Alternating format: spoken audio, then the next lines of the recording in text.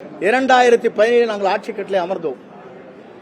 அமர்ந்ததற்கு பிறகு 2019 தேர்தல், 21 தேர்தல், அதற்கு பிறகு 24 தேர்தல், உள்ளாட்சி தேர்தல் போன்ற தேர்தலை நாம் சந்திக்கின்ற போது களத்திலே பல்வேறு பிரச்சனைகள் ஏற்பட்டிருக்கிறது.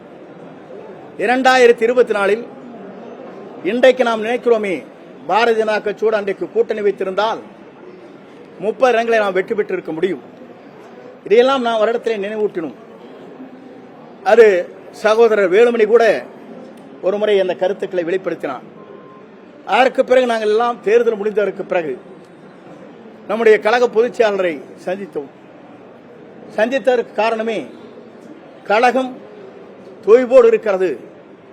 தேர்தல் களத்திலே நாம் எவ்வளவு யூகத்தை வகுத்தாலும் வெற்றி வாகை சூட முடியவில்லை. கழகத்தை ஒன்றிணைக்கப்பட வேண்டும், வெளியே சென்றவர்களை இணைக்கப்பட வேண்டும்.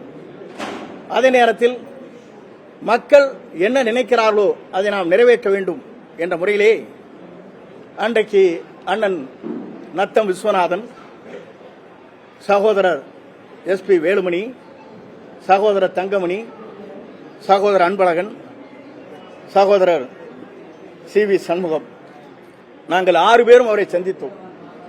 இந்த கருத்து பரிமாற்றங்களை நடைபெற்றது.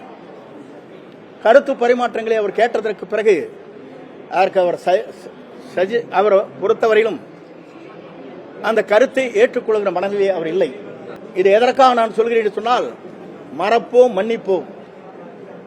வெளியே சென்றவர்களை நாம் அரவணைத்தால் மட்டும்தான் இந்த தேர்தல் களத்தில் நாம் வெற்றி பெற முடியுமே தவிர, இது நம்முடைய தலைவர்கள் நமக்கு கற்றுத்தந்திருக்கிற பாடம். செய்திகளை உடனுக்குடனும் துல்லியமாகவும் தெரிந்து கொள்ள சப்ஸ்கிரைப் பண்ணுங்க.